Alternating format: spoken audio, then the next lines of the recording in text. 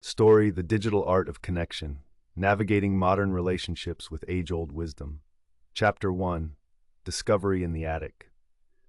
Sofia Rivera had always been entranced by the stories her grandmother used to tell about a time when life was seemingly simpler, and social interactions were face-to-face, unmediated by screens. Her grandmother's tales of laughter, shared over backyard fences, and long conversations in cozy living rooms left a nostalgic imprint on Sofia's heart. But it wasn't until a chilly autumn afternoon, while exploring her grandmother's dusty attic, that Sofia stumbled upon something that would change her perspective forever. Amidst stacks of yellowed newspapers and boxes filled with forgotten trinkets, her fingers brushed against the worn cover of a book, its title embossed in fading gold, How to Win Friends and Influence People by Dale Carnegie. Sofia picked it up, its musty scent wafting nostalgically, and began to leaf through the pages. The words seemed to leap out at her, speaking of timeless principles that promised not just social success, but profound, genuine connections. She took the book downstairs, nestled into her favorite armchair, and started to read. As page followed page, Sofia felt a growing realization. These principles, though penned in an era quite different from her own, resonated deeply with her.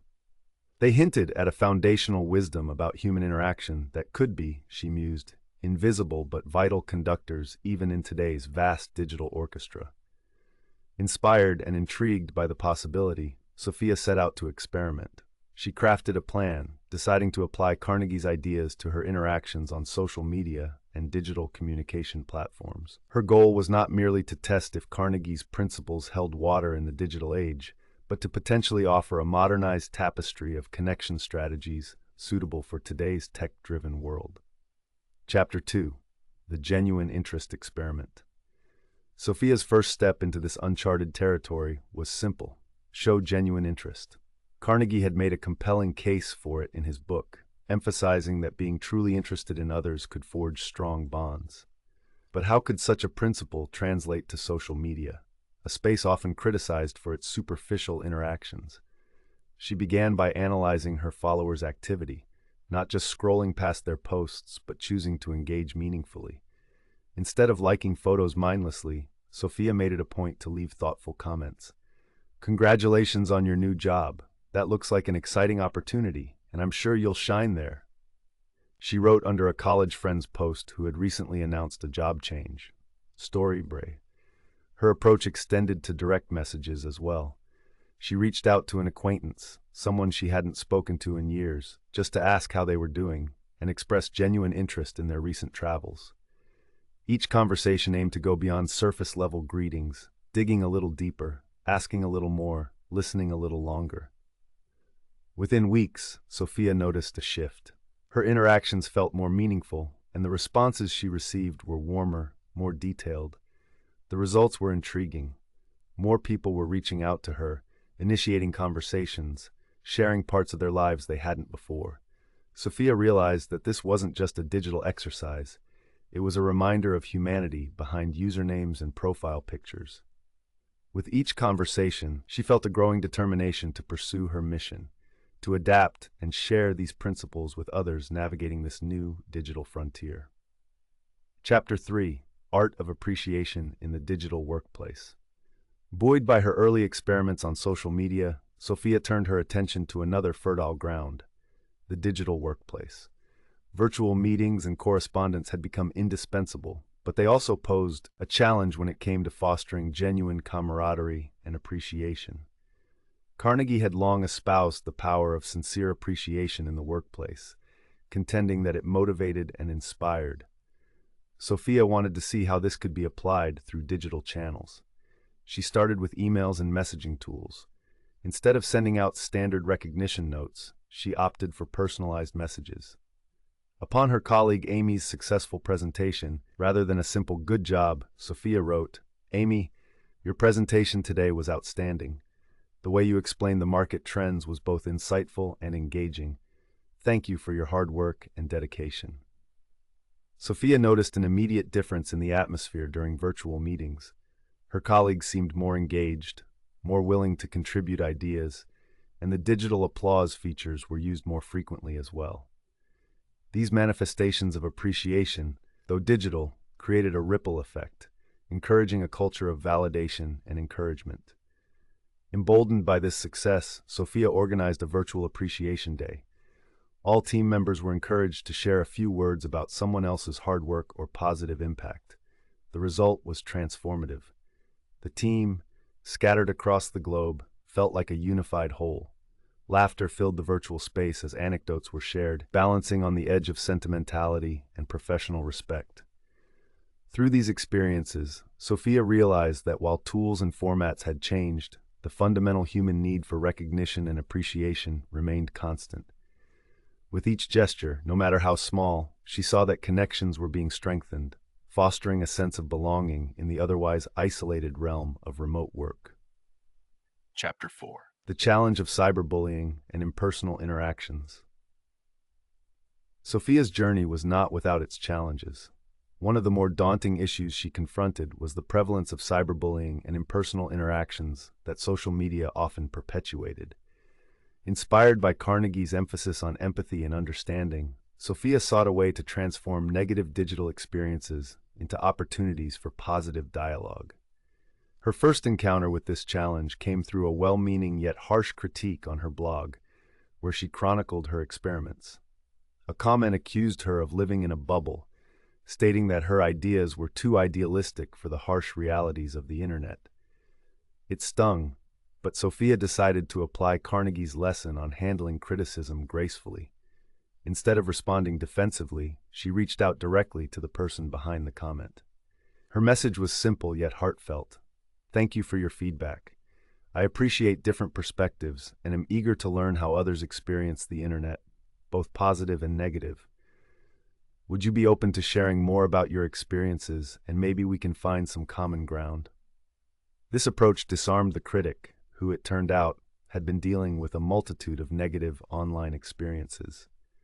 They continued to exchange messages, and Sophia learned invaluable insights into the darker sides of digital communication. Her empathy and willingness to listen led the critic to admit, "I hadn't expected anyone to care enough to actually talk it out." Elated by the success of turning a potential confrontation into a connection, Sophia began speaking out about the importance of empathy in digital discourse on her blog. Her story gathered attention and inspired others to share their experiences, slowly building a community committed to fostering kindness and understanding online. Chapter 5. Digital Empathy and Creating Change. A pivotal moment in Sophia's journey came when she was contacted by a CEO named Marcus, who had been inspired by her writings. Marcus was dealing with intense criticism from employees due to a recent company decision communicated poorly via email. His reputation and the company's morale were at stake. Together, Sophia and Marcus developed a plan rooted in empathy and open communication. They decided to hold a virtual town hall, where instead of presenting a pre-written speech, Marcus committed to actively listen to his employees' concerns. Following the event, Marcus sent personalized follow-up messages to those who spoke up, acknowledging their viewpoints and explaining how he planned to address them. The change was profound.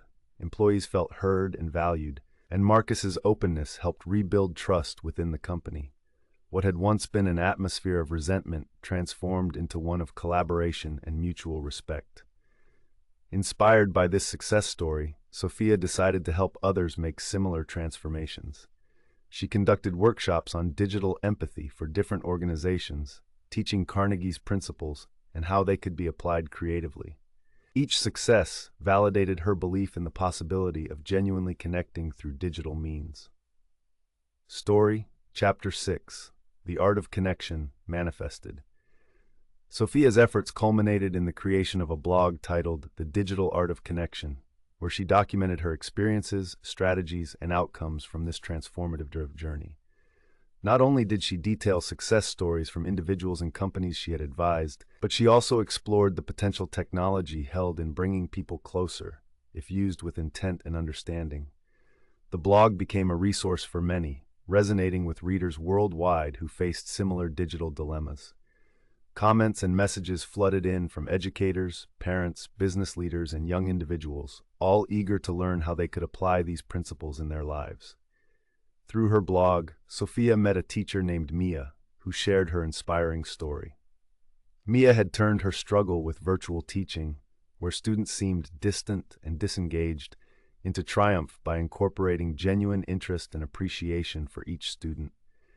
By taking time to connect personally during video calls and celebrating small achievements, Mia transformed her digital classroom into a vibrant learning environment that students loved. Stories like Mia's illustrated the profound impact that Sophia's modern adaptations of Carnegie's wisdom could have. They showed that while the means of communication had evolved, the essence of meaningful interaction remained unchanged. Chapter 7: Legacy of Connection. Sophia's journey was a testament to the enduring relevance of Dale Carnegie's wisdom. By blending the timeless principles of genuine interest, appreciation, and empathy with the tools and challenges of the digital age, Sophia had created a blueprint for others to follow. Her work underscored how technology could be a bridge rather than a barrier. As she continued to write, speak, and engage with people worldwide, Sophia felt a profound sense of satisfaction. Her mission had grown beyond a personal experiment. It had become a movement, inspiring individuals and organizations to revisit their digital relationships and infuse them with authenticity and compassion. The Attic discovery had set in motion a ripple effect, connecting people in ways Sophia could never have imagined. Her blog, once a mere platform for her thoughts and experiments, had become a thriving community where stories of transformation and connection were celebrated. Sophia felt gratitude toward her grandmother, whose attic had been the catalyst for this journey. Looking at the aging copy of Carnegie's book, she realized that its teachings, when adapted thoughtfully, could indeed transcend time and medium. Where others saw only screens and profiles, Sophia had found the human spirit, enduring and resilient. Story. The principles once learned from faded pages had been revitalized, now reaching a new generation craving genuine interaction. Sophia knew the journey was far from over. Technology would continue to evolve, bringing new challenges and opportunities.